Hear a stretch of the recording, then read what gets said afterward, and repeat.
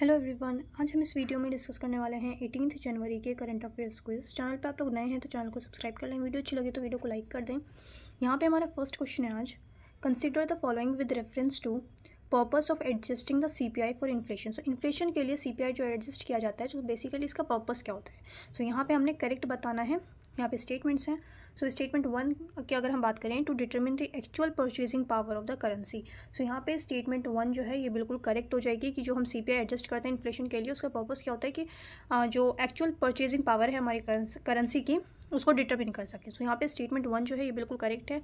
Second statement है to assess the overall economic growth of a country. So अगर हम overall economic growth की बात करते हैं तो ये किसके थ्रू मेजर किया जाता है, जीडीपी के through, gross domestic product. GDP के थ्रू जो है ओवरऑल इकोनॉमिक ग्रोथ जो है मेजर की जाती है जीडीपी के थ्रू, ना कि सीपीआई को एडजस्ट करके। सो यहाँ पे सेकेंड स्टेटमेंट हमारी इनकरेक्ट हो जाएगी। थर्ड स्टेटमेंट है हमारी to calculate the interest rates for loans. So loans के लिए इंटरेस्ट रेट को कैलकुलेट करना। सो यहाँ पे स्टेटमेंट 3 जो है ये भी बिल्कुल इनकरेक्ट है, बिकॉज सीपीआई जो वो डायरेक्ट इंटरेस्ट रेट्स जो होते हैं लोन्स वगैरह के, उसको कैलकुलेट नहीं करता है। ये जो हमारे सेंट्रल बैंक्स होते हैं, जैसे इंडिया में आरबीआई है सेंट्रल बैंक, तो ये इन्फ्लेशन डेटा को अच्छी तरह से स्टडी करके जो मॉनेटरी पॉलिसीज़ होती हैं उन सब के थ्रू कैलकुलेट किया जाता है इंटरेस्ट रेट को लोन्स के लिए, ना कि सीपीआई एडजस्ट करके। सो यहाँ पे स्टेटमेंट 3 भी हमारी इनकरेक्ट है। फर्स्ट स्टेटमेंट करेक्ट है, सेकंड इनकरेक्ट है एंड थर्ड भी इनकरेक्ट है। फोर्थ स्टेटमेंट है to compare the cost of living across different time periods. So यहाँ पे स्टेटमेंट 4 जो होगी ये हमारी करेक्ट हो जाएगी कि सीपीआई को एडजस्ट किया जाता है इन्फ्लेशन के लिए, कंपेयर करने के लिए cost of living across different time periods. So यहाँ पे स्टेटमेंट 4 एंड स्टेटमेंट 1 हमारी बिल्कुल करेक्ट है। हमसे करेक्ट पूछ रहे थे तो यहाँ पे हमारा होगा answer only 2। 1 and 4 is the right answer. So option B is the right answer, only 2। The next question is, which of the following statements are correct in respect of materials on which IVC script has been found. So Indus valley civilization जो है उसकी script से related यहाँ पे statements हैं and हमने यहाँ पे करेक्ट स्टेटमेंट बतानी है। सो स्टेटमेंट 1 की अगर हम बात करते हैं, सील्स मेड ऑफ स्टेटाइट और copper with carved inscription. So statement 1 हमारी यहाँ पे बिल्कुल करेक्ट स्टेटमेंट है। सेकेंड स्टेटमेंट है clay tablets which may have been used for record keeping.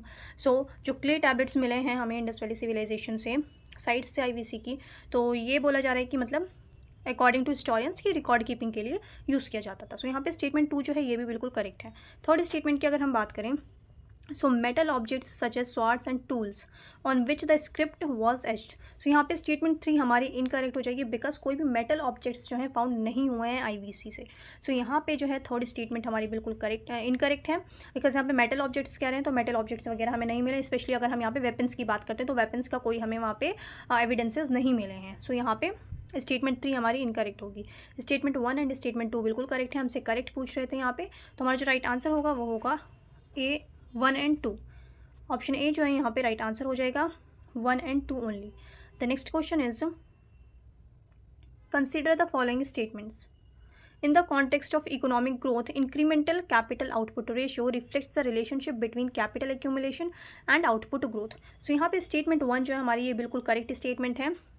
अगर हम कह रहे हैं कि इकोनॉमिक ग्रोथ के कॉन्टेक्स्ट में बात करें कि ICOR जो है वो बेसिकली रिलेशनशिप बताता है कैपिटल एक्यूमुलेशन का एंड आउटपुट ग्रोथ का। सो यहाँ पे स्टेटमेंट 1 हमारी बिल्कुल करेक्ट है।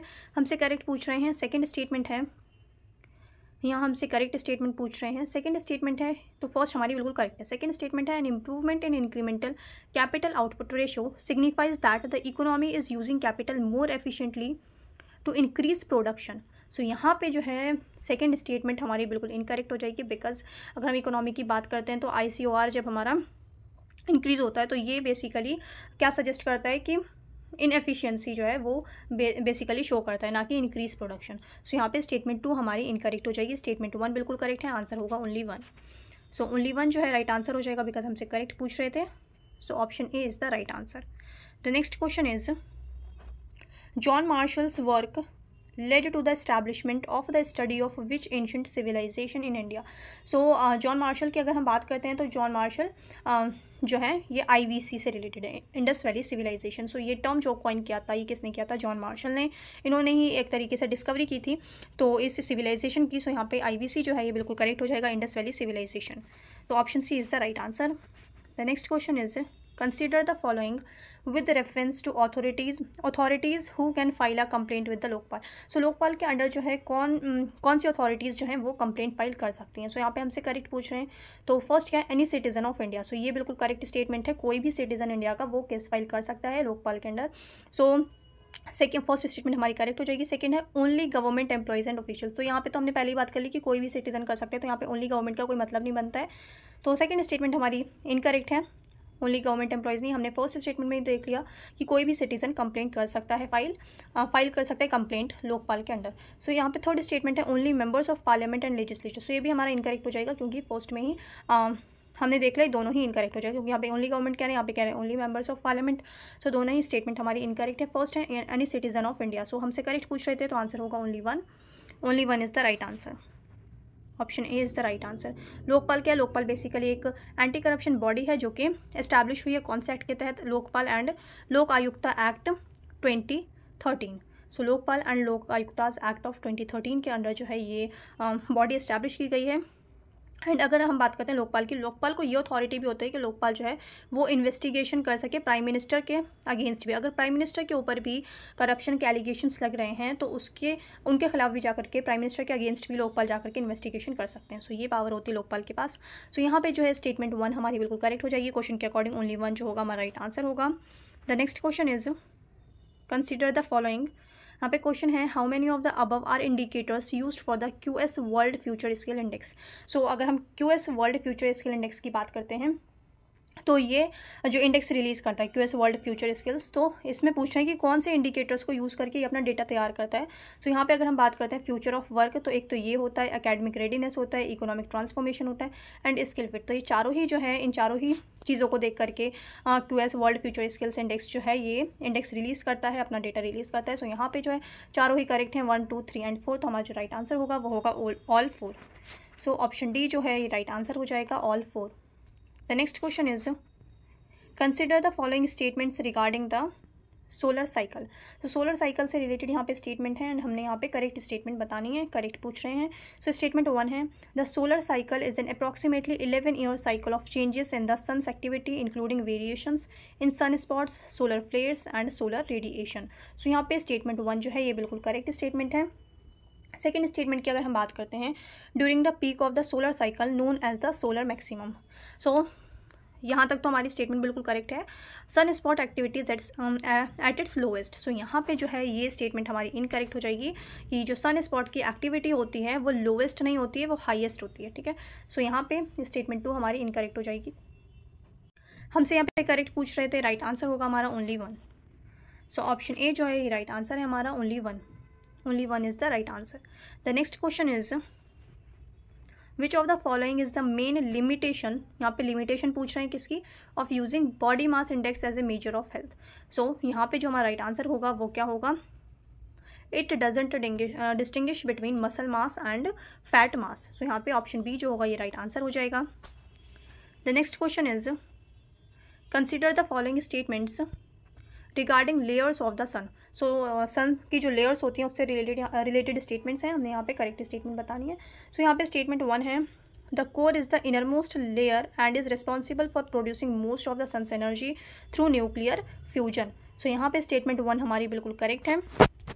जो कोर है ये इनर मोस्ट पार्ट होता है, इनर मोस्ट लेयर होता है सन का, और ये रिस्पॉन्सिबल होता है किसके लिए, सबसे ज़्यादा जो सन की एनर्जी प्रोड्यूस करता है वो क्या करता है, कोर से ही सबसे ज़्यादा सन की एनर्जी प्रोड्यूस होती है and through nuclear fusion. So यहाँ पे स्टेटमेंट 1 जो है ये बिल्कुल करेक्ट है।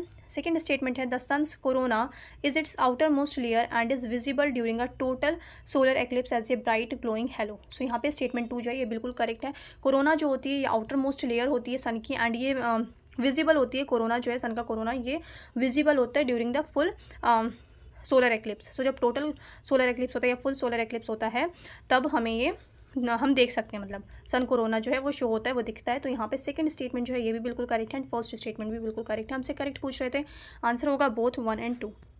Both 1 and 2 is the right answer, option C. The next question is according to the constitution the president addresses both the houses of parliament.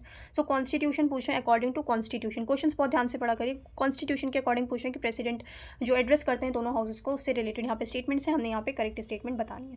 So statement 1 की अगर हम बात करें, before the declaration of general election by the election commission.